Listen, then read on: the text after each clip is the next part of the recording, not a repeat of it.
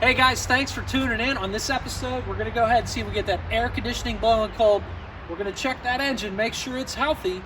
Then we're gonna lay out a game plan so we can really start having some fun ripping and tearing and restoring this 9C1.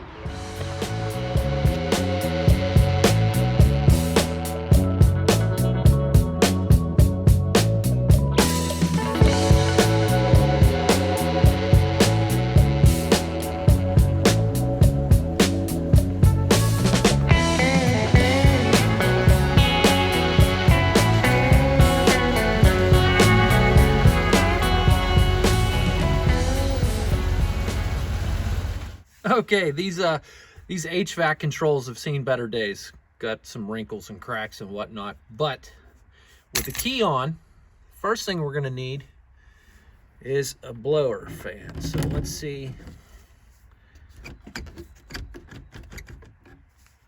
I don't hear anything. Not working. Okay, so we gotta get that blower working before we do anything else. The other thing I noticed on this vehicle, down below the steering wheel,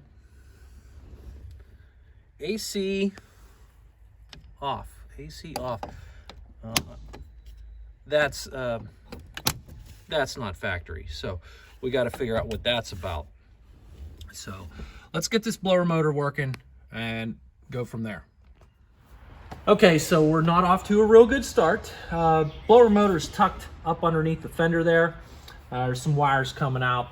I took a power probe, which you can get these at Harbor Freight. Really great tool. You can inject power, ground, see if things work. You know, they're good for diagnosing anything. I know where my ground is. I hook to the ground side of the blower motor. I come over here to this side. That's the 12 volt power. As soon as I hit 12 volts to it, blows my circuit breaker. So we got a dead short at the blower motor. So that's fun. But we have a parts car, so let's go check that guy out real quick. Okay. So I have a jump pack on the ground because this car doesn't have a battery. Got my power probe hooked to it. And convenient is this. Black and red wires coming out of the blower motor. Hook my power probe ground to its ground. We're gonna inject 12 volts on this red wire. Heck yeah. We got a good blower motor. So we just gotta get this blower motor in that car.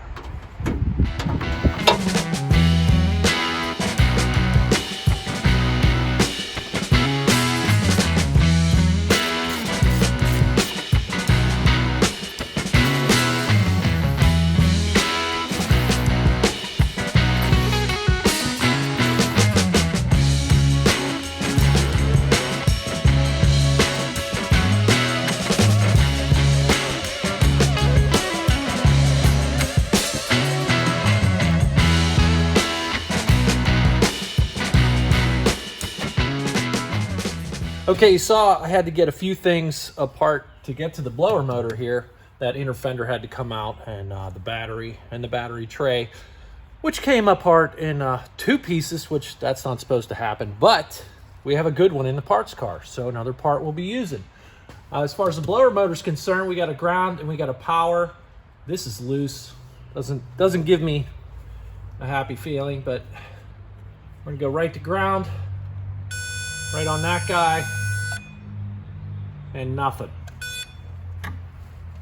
So this guy's dead. Get him out, we'll get the one out of the parts car, swap-o, change-o, and away we go. Oh, nice little mouse house down here in the corner. Kind of gross. But, and then check out those bushings. Yuck.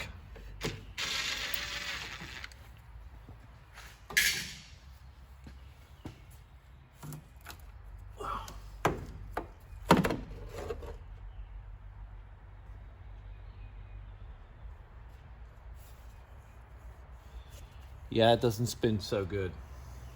Ugh. Okay, I can feel a mouse house in there as well, so yeah.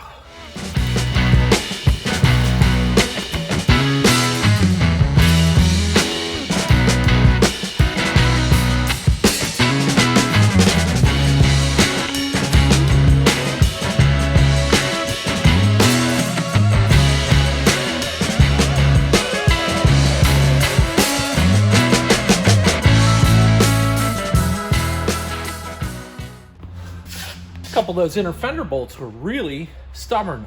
Don't worry, I'm pretty surgical with the grinder. Didn't do any damage, just ground that bolt heads off. Got that thing out. Here's our other blower motor.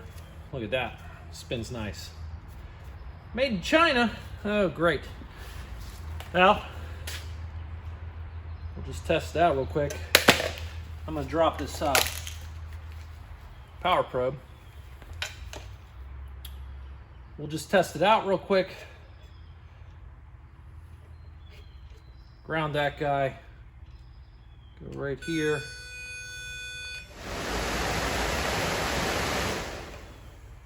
Winner, winner, chicken dinner. All right, let's put this in here. Try it again. All right, folks, disappointing. Key's on.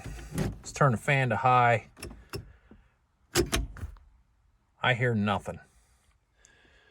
And I'm not surprised because the wiring under the dash, the wiring out there looks horrible. I know we have a good connection out there. We can jump the blower motor.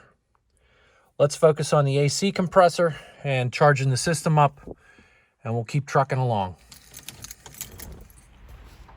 You know, you think there's only a few components to an AC system. I guess there is, but there's a lot of little things, little switches, high pressure, low pressure switches and things like that that can make the system not operate, but we're gonna make it work. Here's our compressor. On the front here is the clutch. You see how that's spinning, so that's good. So when you're driving the car and the AC is not on, this belt coming off the crank pulley, that's spinning this compressor all the time, but it's not engaged until this clutch, which is basically a huge magnet, you apply power and ground, boom, that sucks in, that engages everything, and that gets us some compression. So I'm just gonna unplug this real quick. We'll take my wonderful power probe. We're gonna go to power, ground. There you go. Clutch is working, that's good. So we got that going for us. All right, let's talk about retrofit, then we'll charge the system. Okay guys, let's talk about refrigerant real quick. So the old cars, I'm talking old cars, all the way up to probably very early 90s, late 80s, they used R12. That's what this guy took. He took R12 refrigerant. The 90s, up until, you know, recently, we've used R134. The newer cars nowadays, say 2015 and newer, a lot of them have switched over to R1234YF, which is very good for the environment, but very bad for you because it's expensive. It's like upwards of $100 a pound. Whereas the R134, you know, 10 bucks a pound maybe. It was so much cheaper back in the day. You can get those little cans with the hose at the parts department at say Napa or AutoZone. Charge your own car. They don't work very well because you really need to put the system into a vacuum and then charge it.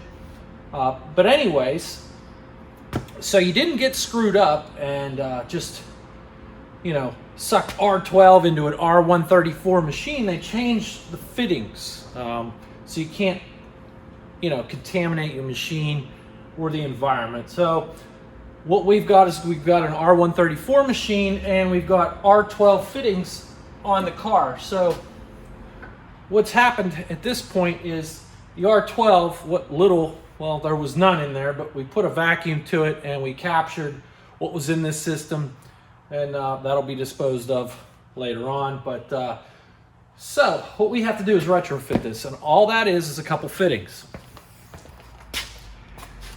Now I got these at Napa. It was like $15 for both of these. It's a high side fitting, a low side fitting, and they're just these little guys here, and they just screw on to the fittings on the car, and then we can charge it with R134, and that's what we're gonna do. So let's get to it. Okay, not much to this. We have the high side fitting and the low side fitting here. They have little protective caps, if they're still on there. Set that aside. You won't be needing that anymore. Low side will take that one off as well. Now, you need to make sure this system's empty, because what you got to do is you got to take the Schrader valve out of here. So you take a tool, pull that Schrader valve out of there. As you can see, nothing came out of there because the system's empty. Now, if you do this to a fully charged system, yeah, you're gonna have refrigerant all over you and a big cloud, and it's not gonna be fun. The high side fitting now, we'll just screw right onto here. This application is like a 17 millimeter wrench. Snug that up nice and tight. I'm not going to gorilla it and break the thing off.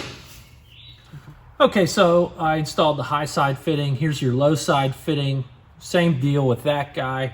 Now we can hook our machine to these two fittings and charge it. We're going to put this guy into a vacuum. See, we're down here in the vacuum area. We're going to let that go for about 10 minutes. We're going to let it hold, see if we got any leaks. So if the system holds a vacuum, we can charge it. We can see if the AC works. How much do you put in? Well, R134 is a little different than R12. I believe it's about 70%. There's calculators on the internet for you to figure this out, you know, diagrams and such. But how much did the system originally hold of R12? Well, sometimes cars will have decals on, say, the rad support underneath the hood. It'll tell you. You can do a search on the internet and maybe trust that, you know.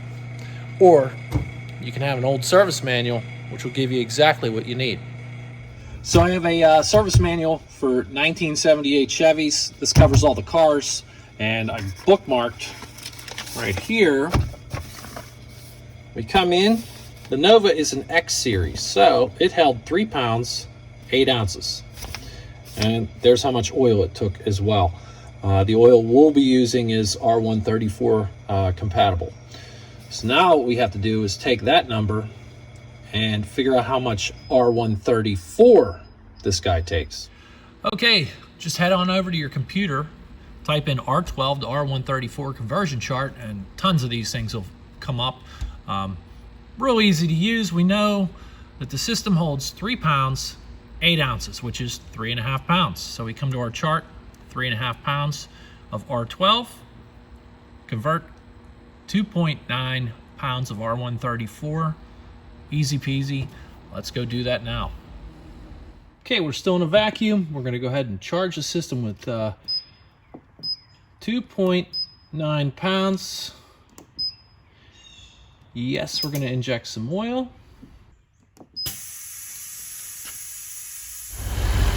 Okay, with everything connected, I went ahead and engaged the AC from the HVAC panel there.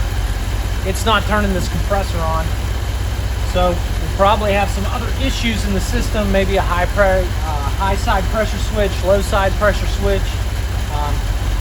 You need those to work so it'll cycle the AC compressor correctly on and off. If you jump it like we're about to do and leave it jumped, it'll drive the pressure way too high and you can cause all kinds of damage. So we're only going to be doing this temporarily to see if things get cold inside there. So let's do that.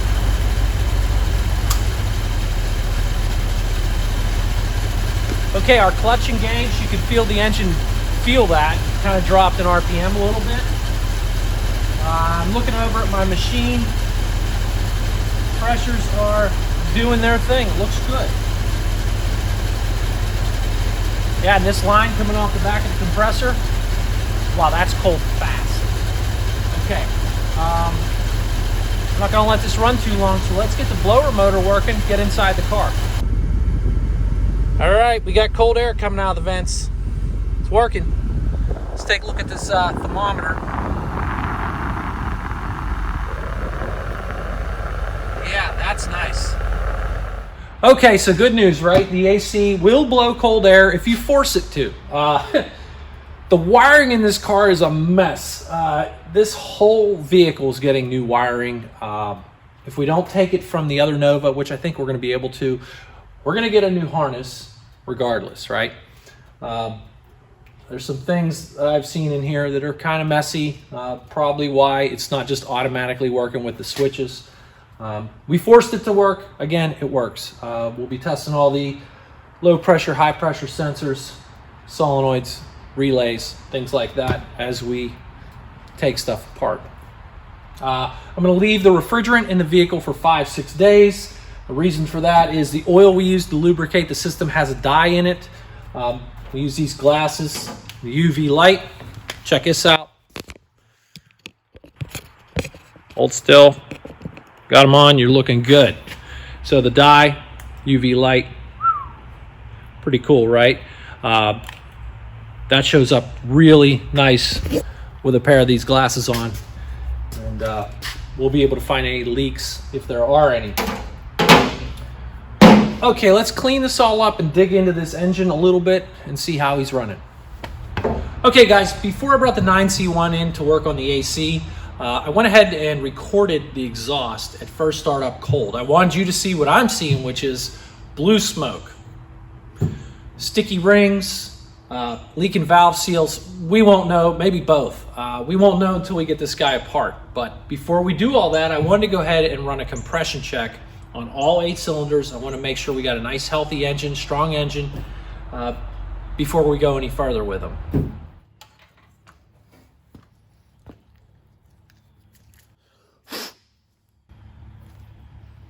Not too bad. They don't look too old either. A little bit of anti-seize on the threads.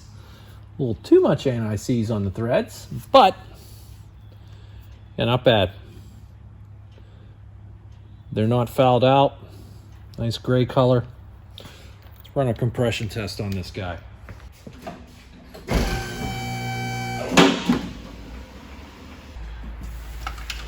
I'm gonna go ahead and disconnect the distributor so we got no spark and this thing won't crank over on me.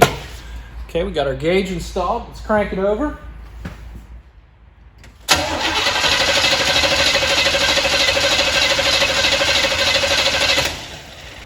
All right, what do we got? 145.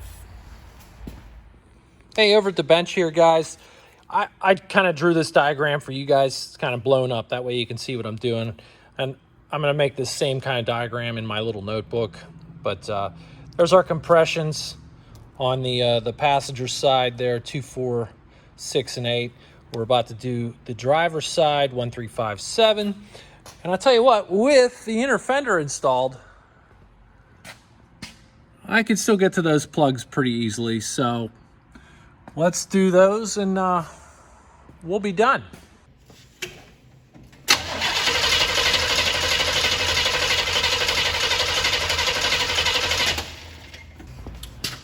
$150 on the nose. Well, there you go, guys. Looks great. We're just making sure everybody's within 10%.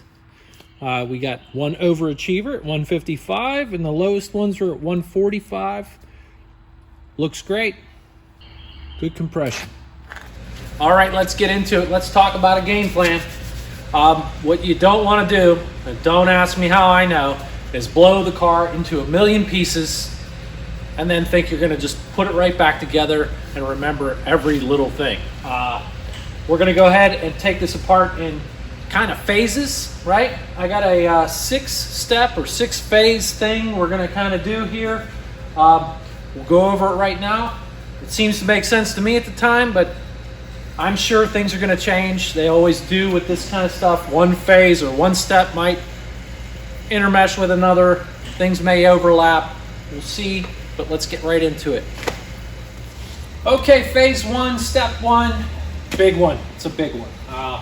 Firewall forward, we're blowing it all apart. We're going to go ahead and take these fenders, the hood, bumper, grill, that whole shooting match coming off. Throw that aside. After that, engine, transmission coming out. I'm going to go ahead and take those home to my personal garage where we will be rebuilding all that stuff a little later in the summer, maybe closer to fall. That's the easy stuff. It's kind of like winter projects really, but we'll see what happens. That stuff's going to get out of there. So what we're left with, subframe, rad support, and front suspension. And all that stuff's going to be taken apart meticulously, cataloged. We're going to be also looking for any marks on the suspension that might be, 9C1 related. We're going to see what we need to replace. We're going to restore everything, new nuts, bolts, the whole 9 yards. The other thing will be that firewall, that wiring harness is coming out of there. We're going to replace that. The AC box, heater box, that's all going to get cleaned up, reused. The firewall is going to get repainted. Once that's all done, we're going to put that frame back on, all new suspension, rad support. Now, we're going to grab the fenders and the hood that we had taken off, and we're slowly, when I say slowly, I mean with a DA sander, we're going to take this paint off slowly because we're looking for any stencil marks, numbers, digits, anything that was maybe on this vehicle when it was in service. So once we figure that all out, probably going down to bare steel from the looks of things, and once we get down to bare steel, the next step would be epoxy primer. Now, that epoxy primer is going to protect this thing from rusting any further than it might have. It's going to be able to be reinstalled on the vehicle temporarily. Storage is an issue, right? Can't have all these parts in my boss's shop. Don't want to upset anybody. Okay, let's get to step 2. Okay, guys, we're going to be we're talking phase 2. Phase 2 is the underbody, right? So what will have happened was during phase 1, when we were doing the firewall, we're actually going to come down to about right here, derusting, cleaning, painting the underbody of the car, right where the subframe stops back here. This is all going to be, it'll be done by this point, right? So then we begin phase 2, which will be, we'll pick up where we left off and work our way that way to the back of the car. So at the back of the car, what we've got is a gas tank that's got to get cleaned up. See if we can reuse that. We've got the rear suspension, so springs and a sway bar. That's about it.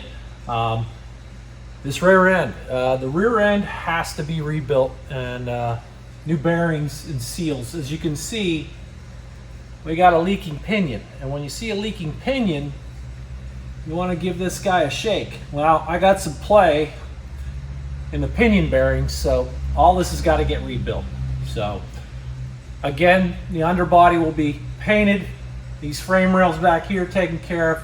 They look great. It's just going to be, cleaning the rust, surface rust off, and painting. Suspension, gas tank.